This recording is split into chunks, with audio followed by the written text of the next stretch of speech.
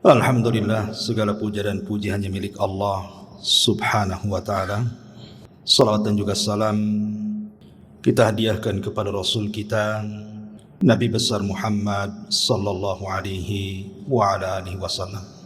Ma'asyiral muslimin yang dimuliakan Allah subhanahu wa ta'ala, ini peristiwa yang disebutkan dalam suratul Buruj. Qutila ashabul uhdud an-nari dzatil waqud idhum 'alaiha qu'ud wa hum 'ala ma yaf'aluna bil mu'minina syuhud wa ma naqamu minhum illa an yu'minu billahil azizil hamid. Qutila ashabul uhdud, terlaknatlah ashabul uhdud yang mereka membuat parit-parit api. An-nari dzatil waqud, mereka menyalakan api-api besar. Idhum 'alaiha qu'ud, para pejabatnya melihat-lihat akan orang-orang yang dimasukkan satu persatu ke dalam parit itu. Wa hum 'ala ma yaf'aluna bil mu'minina syuhud, sementara yang dimasukkan ke dalam api itu orang-orang yang beriman, orang-orang yang beriman kepada Allah. Wa ma naqamu minhum illa an yu'minu billahil azizil hamid, tidaklah mereka disiksa seperti itu, dimasukkan ke dalam parit api,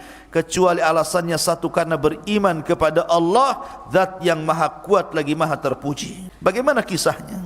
Kemarin sedikit kita sudah jelaskan ketika menjelaskan ashabul fil. Jadi disebutkan oleh beberapa ahli tafsir mengambil hadis Nabi SAW, kana malikun fi man kana qablakum wa kana lahu sahirun. Zaman dulu ada seorang raja, di mana raja ini punya tukang sihir.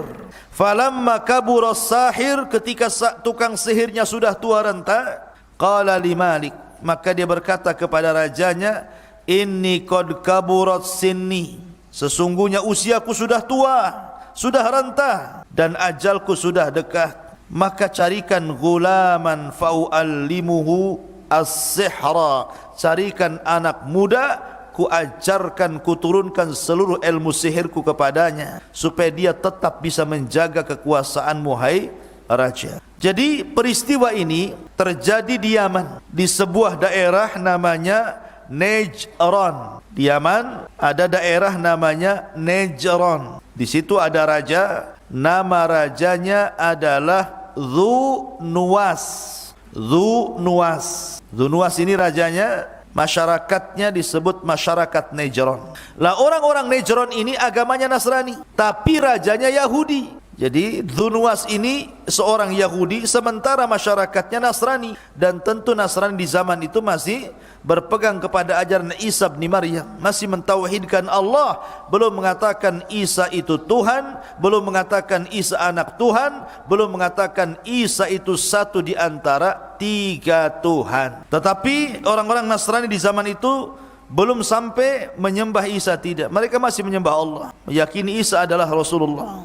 Lah Dzunuwas ini raja yang zalim ini, kan dia ngaku Tuhan, dia maksa Najran dan seluruh orang-orang Yaman untuk menuhankan dirinya. Sama dengan Namrud, sama dengan Fir'aun, sama dengan Bukhtun Nasr, sama juga si Dzunuwas ini ngaku Tuhan. Tetapi Dzunuwas ini memiliki keanehan-keanehan, karena di belakang Dzunuwas ini ada tukang sihir yang membuat sihir-sihir yang akhirnya orang pun percaya bahwa Dzunuwas itu seorang raja, seorang Tuhan, karena punya keanehan dari tukang sihirnya. Karena keanehan di dunia ini kan ada tiga: mukjizat, karamah, sihir. Mukjizat untuk para nabi, karamah untuk para wali, sihir untuk para bomo dan dukun dan yang sejenisnya. Lah Dzunuwas ini seolah-olah punya keanehan, padahal diciptakan keanehan itu oleh tukang sihir supaya orang yakin bahwa dia Tuhan. Orang-orang Najran ini, mereka orang-orang bertauhid, tidak mudah dipengaruhi, walaupun agama mereka agama Nasrani. Akhirnya Dzunuwas pun ketika itu berbincang-bincang dengan tukang sihirnya. Kata tukang sihirnya, wahai raja, aku sudah tua, sebentar lagi akan sampai ajalku, tolong datangkan kepadaku anak muda yang cerdas, biar seluruh ilmu sihirku kuturunkan kepada dia. Dicarilah anak muda yang cerdas, dapat pula yang cerdas, betul-betul cerdas. Kata sang raja, ada, ajarkan sihirmu kepada dia. Maka anak muda ini dihadirkan, dipaksa untuk belajar kepada tukang sihir ini untuk meneruskan supaya dia dijaga oleh tukang sihir. Tiap hari diajari sihir anak muda ini.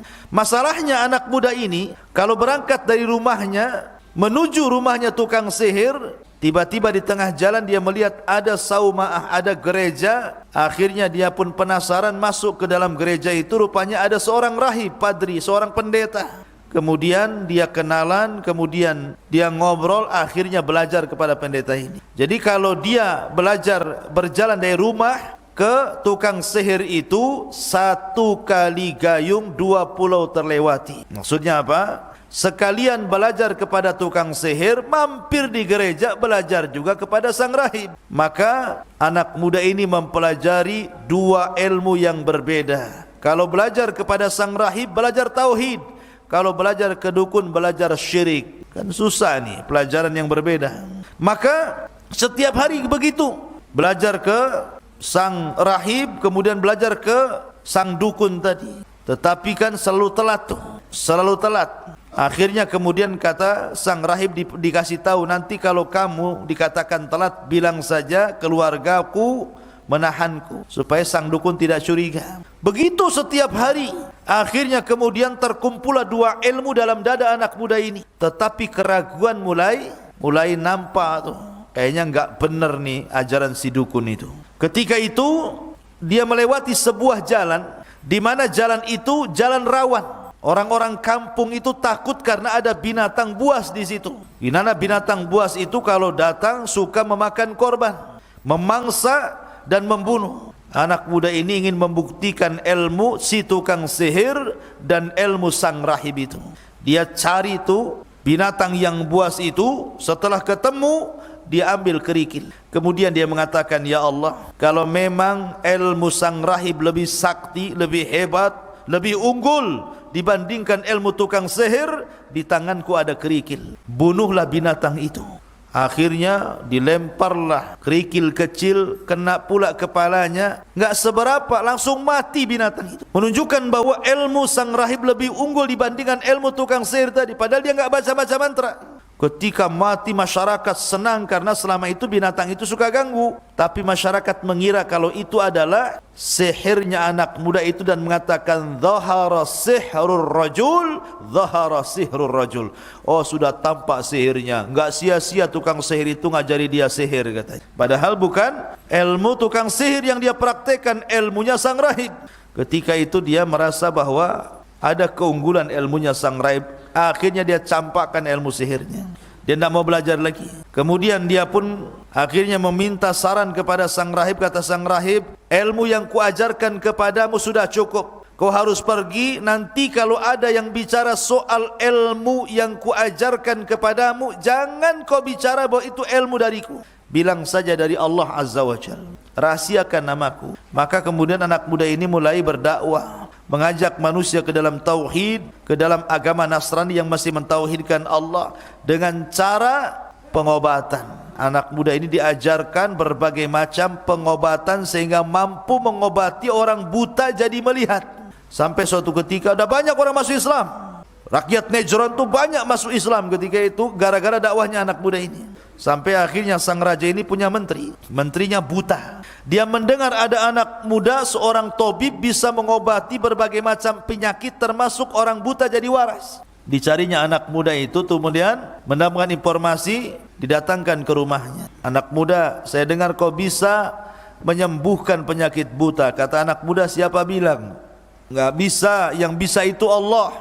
Kalau engkau ingin sembuh, mintalah kepada Allah. Aku akan doakan kepada Allah agar matamu sembuh. Tapi syaratnya kau harus beriman kepada Allah. Maka sang menteri pun akhirnya beriman kepada Allah, mengikuti ajaran anak muda itu. Kemudian didoakan oleh anak muda itu, diusaplah matanya. Akhirnya dari buta jadi melihat. Wah, senang dia. Rupanya begini kehidupan setelah melihat. Ketika dia ikut rafat dengan Dzunwas kaget. Lah, kenapa pula penasihatku sudah nampak matanya tidak bisa melihat kemarin, sekarang sudah tidak buta lagi. Padahal Namrud itu ngaku Tuhan kan, harusnya dia yang ngasih pandangan. Ngobati orang buta saya tidak bisa, ngaku Tuhan pula si Dzunwas ini. Akhirnya kemudian kata Dzunwas, kok kamu bisa melihat matamu? Siapa yang menyembuhkan?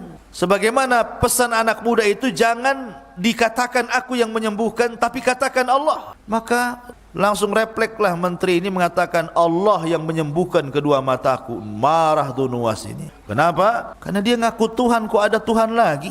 Tuhan mana lagi kata Namrud, kata Dhunuwas ini. Kan Tuhan tu cuma saya, kok ada Tuhan lagi katanya. Akhirnya dipaksa suruh ngaku siapa yang menyembuhkan penyakitnya. Akhirnya terpaksa karena disiksa, dikurung. Dia bilang anak muda si Fulan bin Fulan katanya. Tangkap anak muda itu, masukkan saya. Anak muda dipaksa lagi, siapa yang ngajari kamu? Disiksa lagi enggak tahan, akhirnya ditunjukkan oleh anak muda itu sang rahib, ditangkap lagi sang rahib. Tiga-tiganya masuk sel.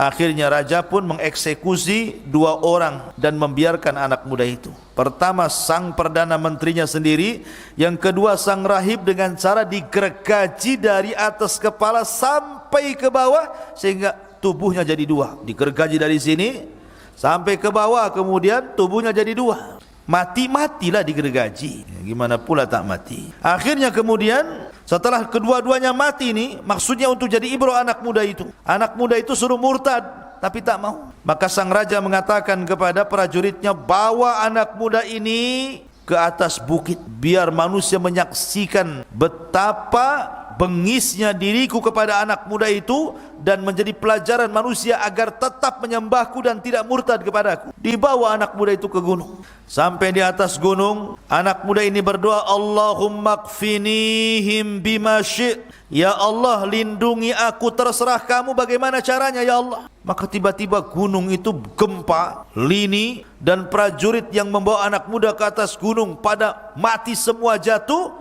dan Allah selamatkan anak muda ini. Ketika mendengar anak muda selamat, geleng-geleng raja. Belum mati juga rupanya anak muda itu. Kalau gitu tangkap dia. Dicari, ketemu, ditangkap, masukkan sel lagi. Kata raja, buang dia di tengah lautan biar tahu rasa. Akhirnya dibawa ke tengah lautan dengan sampan dan berbagai macam prajurit yang ikut dalam sampan itu. Di tengah laut anak muda ini berdoa lagi, Allahumma kfinihim bima syi'. Ya Allah, lindungi aku, terserah dirimu bagaimana caranya. Tiba-tiba datang gelombang besar mengobrak-abrik perahu prajurit. Akhirnya semua tenggelam kecuali anak muda ini tidak mati. Selamat lagi dia. Dengar raja, anak muda itu selamat, geleng-geleng. Oh, belum mati juga rupanya dia. Tangkap, ditangkap lagi. Setiap ada upaya pembunuhan yang mati prajuritnya. Setiap ada upaya pembunuhan yang mati prajuritnya. Makin stres ini di Dhunuwas ini. Kok enggak mati-mati anak muda itu? Akhirnya anak muda ini tahu diri. Ini saya pergi kemana saja pasti dicari oleh tentaranya Dhunuwas ini. Akhirnya kata anak muda, kalau begitu kematianku jangan sampai sia-sia. Menyerahkan dirilah anak muda ini ke raja tadi Dhunuwas ini. Ya Dhunuwas, kau ingin membunuhku?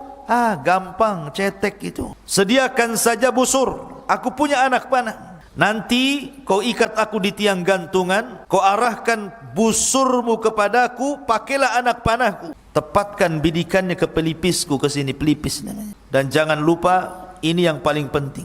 Sebelum kau lepaskan anak panah itu, bacalah Bismillahi Rabbil Ghulam. Bismillahi Rabbil Ghulam. Dengan menyebut nama Allah, Rabbnya anak muda itu. Akhirnya betul-betul anak muda itu digantung di tiang gantungan. Raja sudah siap busurnya, masyarakat 20.000 menyaksikannya. Kemudian anak panah sudah ada di busurnya, tinggal dilesatkan saja sama sang raja. Ketika hendak melesatkan anak panah itu, raja pun mengatakan Bismillahi Rabbil Ghulam. Melesatlah anak panah itu, nancap di pelipis anak muda. Tiba-tiba anak muda itu meninggal dunia. Sang raja tidak sadar, dia kan mengaku Tuhan, kenapa pula nyebut Tuhan orang? Harusnya dengan nama dirinya, bukan nama Tuhannya orang. Ketika dia mengatakan Bismillahirrabbilghulam, dengan menyebut Tuhannya anak muda itu, berarti dengan sendirinya si Dhunuwas membatalkan ketuhanannya. Dia Tuhan, nyebut Tuhan pula, kan gitu. Nyebut Tuhan orang berarti dia bukan Tuhan, karena dia menyebut Tuhannya anak muda itu. Maka 20.000 masyarakat ketika melihat Dhunuwas membatalkan ketuhanannya sendiri, serentak mereka mengatakan amanna bi Rabbil Ghulam. Kami semua beriman dengan Rabbnya Ghulam, sebagaimana berimannya raja kami kepada Rabbnya Ghulam. Raja geleng-geleng. Ini kemarin yang murtad 3 orang, sekarang jadi 20.000 orang. Enggak stres tuh. Ini 1 tumbuh 1000, ya istilah kita ini 1 bukan 1000 yang tumbuh. 3 mati tumbuh 20.000 kan begitu ya. Nah, ini kan repot nih. Akhirnya dari sini raja marah, disuruh murtad orang-orang ini. Tapi masyarakat Najran tidak mau murtad. Oh, kalian tak mau murtad? Hei prajurit, tutup gerbang. Gerbang ditutup. 20.000 orang itu di tanah lapang tidak bisa keluar. Kata Dhunuwas, kumpulkan kayu bakar, buat parit api besar-besar, suruh mereka murtad. Kalau tidak mau murtad, masukkan satu persatu ke dalam parit api itu. Akhirnya betul-betul dibuat parit api. Ada yang mengatakan tinggi apinya lebih tinggi dibandingkan istananya. Maka satu persatu manusia dimasukkan ke dalam parit api itu. Subhanallah, 20.000 enggak ada yang murtad satupun. Semua masuk ke dalam api mati. Dan Allah takdirkan, dan ini kezaliman tidak mungkin Allah biarkan. Ada yang selamat dari orang-orang yang ada dalam, yang akan dilempar ke dalam api itu, ada yang selamat 1 orang. Tah caranya bagaimana, yang jelas selamat dia. Dia lari dari Najran kemudian menuju Syam. Dan Syam kala itu kerajaan Nasrani. Ketika Raja Nasrani yang ada di Syam mengetahui bahwa ada orang-orang Nasrani yang disiksa, dibakar hidup-hidup di Najran, marah dia. Akhirnya dia menyurati sekutunya yang ada di Ethiopia, Najasyi, yang dekat dengan Yaman, agar membawa pasukan besar dan menyelamatkan sisa-sisa orang Nasrani di Najran. Maka Najasyi pun mengirim 2 pasukan besar. Mungkin bahasa kita ada angkatan darat, angkatan laut. Satu dipimpin oleh Riyadh dan satu dipimpin oleh Abrahatul Asram. Dari sini muncul nama Abraha. Maka berangkatlah 2 pasukan ini yang dikirim oleh raja dari Habasyah Ethiopia untuk menghancurkan Najran, kerajaan Dhunawas. Akhirnya diobrak-abrik Dhunawas itu. Dan Dhunawas pun akhirnya meninggal tenggelam di lautan, melarikan diri kemudian meninggal di lautan. Dan Najran pun kembali merasa aman, tidak ada lagi penyiksaan dari raja zalim Dhunawas. Lah kisah ini diabadikan dalam Al-Quran dalam suratul Buruj ayat 1 sampai 10. Qutila ashabul ukhdud sampai kepada ayat 10 nya, innal ladzina fatanul mu'minina wal mu'minat thumma lam yatubu falahum adzabu jahannam walahum adzabul harik. Ini di antara kisah-kisah di dalam Al-Qur'anul Karim. Wallahu a'lam bishawab. Ini yang bisa sampaikan, mudah-mudahan ada manfaatnya. Subhanakallahumma bihamdika asyhadu an la ilaha illa anta astaghfiruka wa atubu ilaik. Allahu ta'ala a'lam. Assalamualaikum warahmatullahi wabarakatuh.